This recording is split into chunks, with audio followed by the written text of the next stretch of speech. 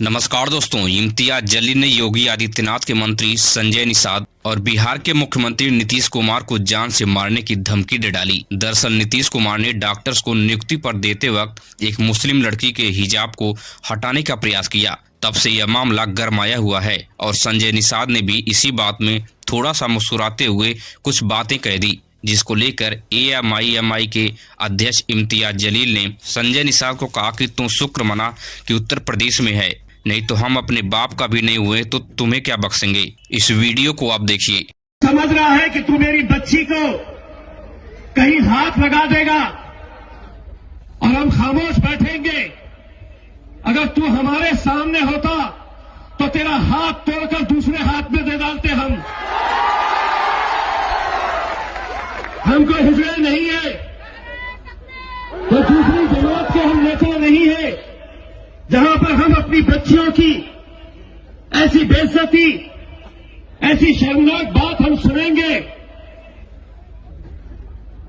जब किसी के पेट से कोई हरामी पैदा होता है तो ये ऐसे मंत्री निकल कर आते हैं जिन्हें लग रहा है कि हमारी हुकूमत है, हम किसी भी मुस्लिम बच्ची का नकाब खींच सकते हैं, कहीं पर भी कुछ भी हाथ डाल सकते हैं। शुक्र मान तू उत्तर प्रदेश के अंदर है, हमारे हत्थे चढ़ा होता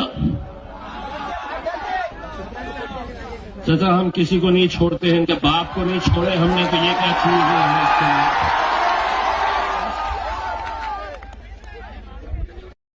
तू ये वहीं बांग्लादेश में फिर से गृह युद्ध शुरू हो गया है। दरअसल शेख हसीना का तख्तापलट करने वाला विद्रोही शरीफ उस्मान हादी को ढाका में किसी ने गोली मार दिया। फिर सिंगापुर में इलाज के दौरान उसकी मौत हो गई, जिसकी वजह से बांग्लादेश में फिर से मीडिया हाउस पर हमला शुरू हो गया है। साथ ही यूनिस की सरकार ने शांति की अपील की है। कई स्थानों पर बांग्लादेशी हिंदुओं पर भीड़ ने हमला कर दिया।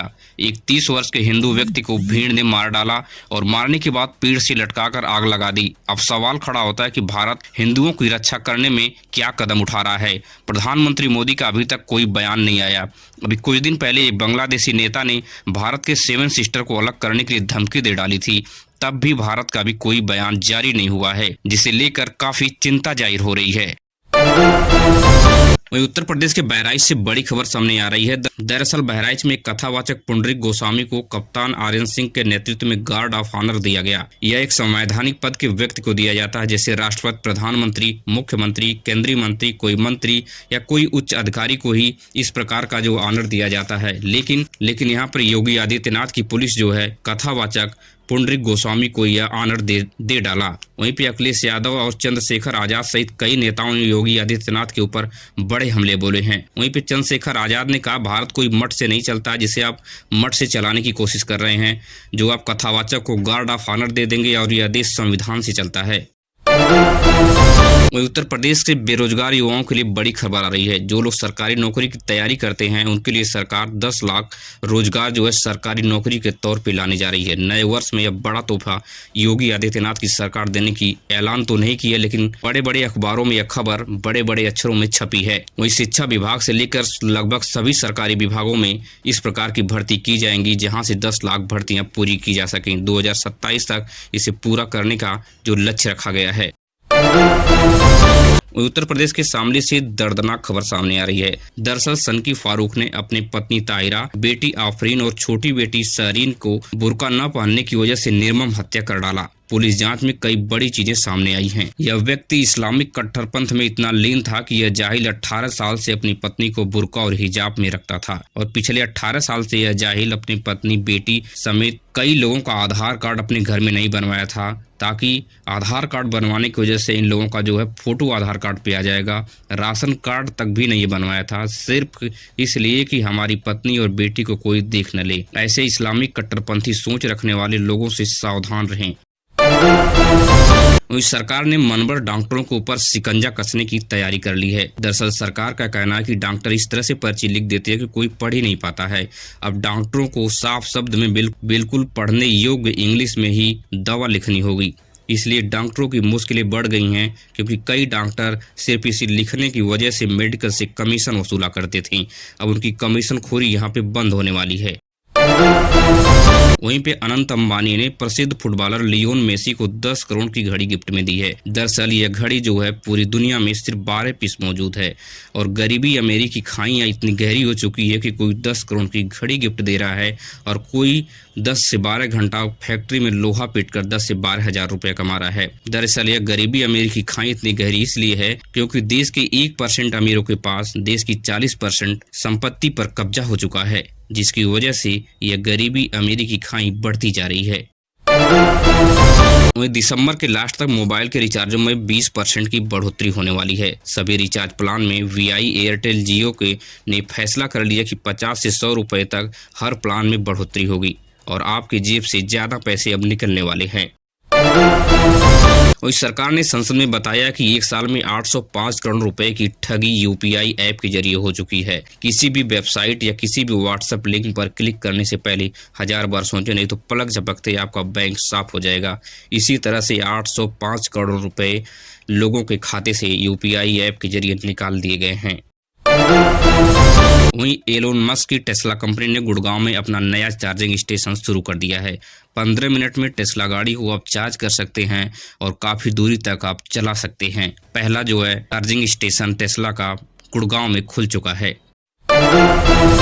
वहीं नितिन गडकरी ने देश भर में एआई फार्मूले से लैस टोल काटने की टेक्नोलॉजी के बारे में संसद में जानकारी दी। अब आप 80 किलोमीटर प्रति घंटा की स्पीड से रोड पर चलेंगे और टोल पर आते ही आपकी गाड़ी का जो है टोल टैक्स कट जाएगा और आपको पता तक नहीं चलेगा, 1 सेकंड आपको रुकना भी नहीं है। वहीं अब आधार कार्ड को आप अपडेट करवा लें, नहीं तो आपको लेन देन में आपको काफी परेशानियों का सामना करना पड़ सकता है। नए नियम के तहत आपको आधार ऑथेंटिकेशन कराना होगा। केंद्र सरकार ने जल्द ही अपडेट करने की चेतावनी दी है। वहीं दिल्ली में पेट्रोल डीजल लेने के लिए मुश्किलें बढ़ गई। अगर आपकी गाड़ी BS6 नहीं है तो आप घर से ना निकलें, नहीं तो आपको पेनाल्टी और गाड़ी सीज किया जा सकता है। वहीं रसोई गैस के नियमों में काफी बदलाव कर दिए गए हैं। अगर आप रसोई गैस बिना पासबुक का आपको नहीं मिलने वाला है, साथ ही आपको DAC कोड भी आपको मैसेज के थ्रू आपको देना पड़ेगा। सरकार जल्दी रसोई गैस की कीमतों में कई बड़े बदलाव करने जा रही है। या तो गैस बढ़ भी सकता है और सस्ता भी हो सकता है। यह दिसंबर के लास्ट तक क्लियर हो जाएगा। वहीं उत्तर प्रदेश में लेखपाल भर्ती के विज्ञापन जारी होते ही सीटों पर बड़ा घोटाला सामने आया है। अखिलेश यादव ने योगी आदित्यनाथ पर बड़ा हमला बोला है। अखिलेश यादव ने कहा 27% OBC आरक्षण की जगह 18% के हिसाब से सीटें दी गई, 700 से ज्यादा सीटें खा गईं। आखिर भाजपा की सरकार OBC समाज के लोगों की जो हक और अधिकार है उसको क्यों खा रही है। वहीं उत्तर प्रदेश की कानून व्यवस्था पूरी तरह से दम तोड़ चुकी है। बलिया के गोलीकांड का CCTV जो है सामने आ चुका है। इसमें आयुष यादव का बयान आया है, जिसमें पवन सिंह, राजा सिंह समेत कई लोगों का नाम लेते नजर आ रहे हैं।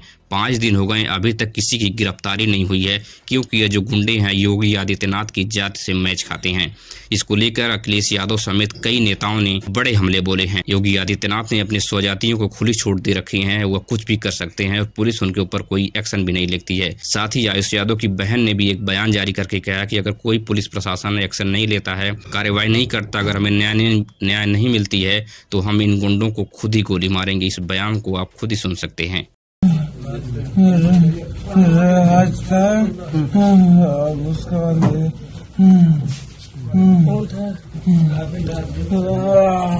कौन मारा बेटा? राज, पवन, रोहित ने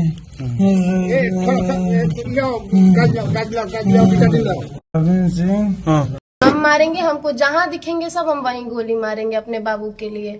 प्रशासन ये बात सुन ले, और प्रशासन नहीं करेगी तो हम मारेंगे। सुन ले, प्रशासन सुन ले, पूरा देश सुन ले, हम मारेंगे, हमको जहाँ दिखेंगे सब हम वहीं गोली मारेंगे अपने बाबू के लिए। डेली देश और दुनिया के संबंधित खबरें देखने में दिलचस्पी रखते हैं तो हमारे चैनल को फ्री में सब्सक्राइब कीजिए। मिलेंगे इस तरह की नई वीडियो में। धन्यवाद।